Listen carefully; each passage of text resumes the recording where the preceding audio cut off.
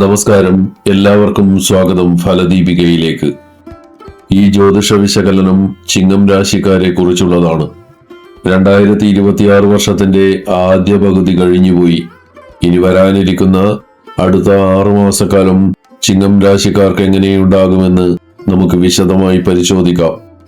നിലവിൽ ചിങ്ങം രാശിക്കാർക്ക് അഷ്ടമശനി നടക്കുകയാണ്. എന്നാൽ വരും മാസങ്ങളിൽ ശനി വക്രഗതിയിലേക്ക് സഞ്ചരിക്കുമ്പോൾ അത് നിങ്ങളുടെ ജീവിതത്തിൽ തികച്ചും വ്യത്യസ്തവും അപ്രതീക്ഷിതവുമായ ഫലങ്ങളായിരിക്കും നൽകുക. ഇതുകൂടാതെ വ്യാഴം ജൂൺ മാസത്തിന്റെ തുടക്കത്തിൽ കർക്കിടകൻ രാശിയിലേക്ക് പ്രവേശിച്ചിട്ടുണ്ട്. വരും മാസങ്ങളിൽ നിങ്ങളുടെ രാശിയാധിപനായ സൂര്യൻ, ചൊവ്വ, രാഹു, കേതു എന്നീ ഗ്രഹങ്ങളുടെ സ്ഥാനമാറ്റങ്ങൾ നിങ്ങളുടെ ജീവിതത്തിൽ എന്തൊക്കെ വലിയ മാറ്റങ്ങളാണ് വരുത്താൻ പോകുന്നത് എന്ന് നമുക്ക് നോക്കാം. നിങ്ങളുടെ ജന്മരാശിയിൽ കേതുവാണ് ഇപ്പോൾ നിൽക്കുന്നത്. 7ാം ഭാവത്തിൽ രാഹുവും നിലയുറപ്പിച്ചിരിക്കുന്നു. ഈ 2 ഗ്രഹങ്ങളും ഈ വർഷം ഡിസംബർ ആദ്യവാരം വരെ ഇതേ സ്ഥാനങ്ങളിൽ തുടരും. 8ാം ഭാവത്തിൽ ശനി സ്ഥിതി ചെയ്യുന്നു. 10ാം ഭാവത്തിൽ ചൊവ്വ നിൽക്കുന്നു. 11ാം ഭാവത്തിൽ സൂര്യൻ നിൽക്കുന്നു. 12ാം ഭാവത്തിൽ ശുക്രൻ, വ്യാഴം, ബുധൻ എന്നീ 3 ഗ്രഹങ്ങൾ ഒരുമിച്ച് നിൽക്കുന്നു. വിദ്യാർത്ഥികളെ സംബന്ധിച്ച് വരാനിരിക്കുന്ന മാസങ്ങൾ വളരെ നിർണായകമാണ്. നിങ്ങളുടെ 5ാം ഭാവത്തിന്റെ അധിപനായ വ്യാഴം ഇപ്പോൾ 12ാം ഭാവത്തിലാണ് നിൽക്കുന്നത്. ജ്യോതിഷത്തിൽ 12ാം ഭാവം എന്നത് വിദേശയാത്രകളെയും വിദേശ നേട്ടങ്ങളെയും സൂചിപ്പിക്കുന്ന ഒന്നാണ്. അതിനാൽ ഉപരിപഠനത്തിനായി വിദേശത്ത് പോകാൻ ആഗ്രഹിക്കുന്ന വിദ്യാർത്ഥികൾക്ക് ഈ സമയം വളരെ അനുകൂലമായിരിക്കും. വിദേശത്തേക്ക് പോകാൻ സാധിച്ചില്ലെങ്കിൽ പോലും സ്വന്തം നാട്ടിൽ നിന്നും മാറി ദൂരെയുള്ള നല്ലൊരു യൂണിവേഴ്സിറ്റിയിലോ നഗരത്തിലോ നിങ്ങൾക്ക് പ്രവേശനം ലഭിക്കുക. കുടുംബത്തിൽ നിന്നും മാറി താമസിച്ച് പഠിക്കേണ്ടി വരുന്ന സാഹചര്യങ്ങൾ ഉണ്ടാകും. മത്സര പരീക്ഷകൾക്കായി പുതിയ കോച്ചിങ്ങുകളിൽ ചേരുന്നതിനും ഈ സമയം ഉത്തമമാണ്. മികച്ച ആസൂത്രണത്തോടെ മുന്നോട്ടു പോയാൽ വിദ്യാഭ്യാസ രംഗത്ത് വലിയ പുരോഗതി നേടാൻ സാധിക്കും. ചിങ്ങം രാശിക്കാരുടെ 8ാം ഭാവത്തിന്റെ അധിപൻ കൂടിയായ വ്യാഴം 12ാം ഭാവത്തിൽ നിൽക്കുന്നതിനാൽ ഇവിടെ ശക്തമായ ഒരു വിപരീത രാജയോഗം രൂപപ്പെടുന്നുണ്ട്. ഇത്തരം യോഗങ്ങൾ വരുമ്പോൾ അത് പ്രതികൂല സാഹചര്യങ്ങളെ അനുകൂലമാക്കി മാറ്റാൻ സഹായിക്കും. കഴിഞ്ഞ കുറച്ചു കാലങ്ങളായി കേസ്, വക്കീൽ കാര്യങ്ങൾ, കോടതി നടപടികൾ അല്ലെങ്കിൽ നിയമപരമായ മറ്റു പ്രശ്നങ്ങൾ എന്നിവയിൽ കുടുങ്ങിക്കിടന്നിരുന്ന വ്യക്തികൾക്ക് അതിൽ നിന്നെല്ലാം പൂർണ്ണമായ മോചനം ലഭിക്കാൻ പോകുന്ന സമയമാണിത്. വ്യാഴത്തിന്റെ ശുഭദൃഷ്ടി ഇതിന് തുണയാകും. എന്നാൽ ഇതേ സമയം തന്നെ ശനിയുടെ സ്വാധീനം കാരണം പുതിയ ചില ശത്രുക്കൾ ഉണ്ടായേക്കാം. എങ്കിലും മുൻപുണ്ടായിരുന്ന വലിയ മാനസിക വിഷമങ്ങളിൽ നിന്നും തടസ്സങ്ങളിൽ നിന്നും നിങ്ങൾ പൂർണ്ണമായും പുറത്തു കടക്കുമെന്ന് ഉറപ്പാണ്. വരും മാസങ്ങളിൽ ചിങ്ങം രാശിക്കാരിൽ ആത്മീയമായ ചിന്തകൾ വളരെയധികം വർദ്ധിക്കും. ജ്യോതിഷം, മന്ത്രശാസ്ത്രം തുടങ്ങിയ ഗുപ്തവിദ്യകളിലും ശാസ്ത്രശാഖകളിലും നിങ്ങൾക്ക് താല്പര്യവും അറിവും കൂടും. 12ാം ഭാവം മോക്ഷത്തിന്റെയും ആത്മീയതയുടെയും സ്ഥാനമായതിനാൽ മനസ്സിന് വലിയ സംതൃപ്തിയും ശാന്തിയും നൽകുന്ന പുണ്യസ്ഥലങ്ങൾ സന്ദർശിക്കാൻ നിങ്ങൾക്ക് സാധിക്കും.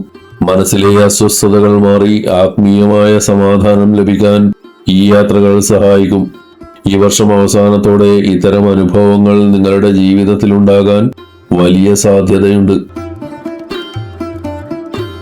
വ്യാഴത്തിന്റെ ശുഭദൃഷ്ടി നിങ്ങളുടെ 4ാം ഭാവത്തിൽ പതിക്കുന്നതിനാൽ വസ്തുവകകൾ വാങ്ങാൻ ആഗ്രഹിക്കുന്നവർക്ക് ഇത് നല്ല സമയമാണ്.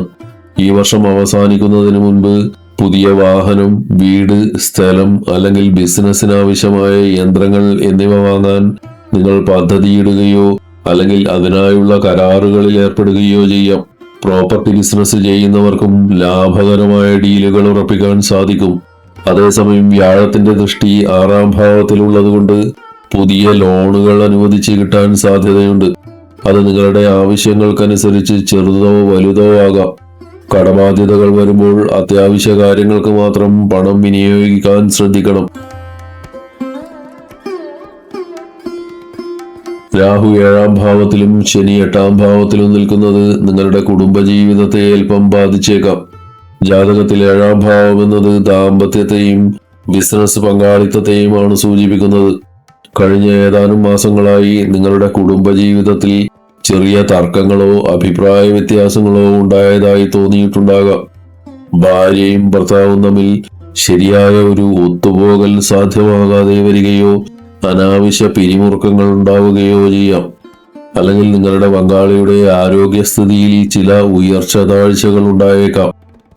ജോലി തിരക്ക് കാരണം പങ്കാളിക്ക് നിങ്ങളോടൊപ്പം ആവശ്യത്തിന് സമയം ചെലവഴിക്കാൻ സാധിക്കാതെ വരുന്ന സാഹചര്യവും ഉണ്ടായേക്കാം. ഈ വർഷം ഡിസംബർ ആദ്യവാരം വരെ ദാമ്പത്യത്തിൽ ഈ വക അസ്വസ്ഥതകൾ ഉണ്ടാകാൻ സാധ്യതയുണ്ട്.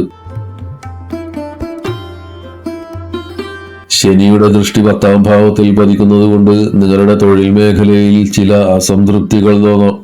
ജൂലൈ അവസാനത്തോടെ ശനി വക്രഗതിയിലാകുമ്പോൾ ഈ ചിന്തകൾ ശക്തമാകും.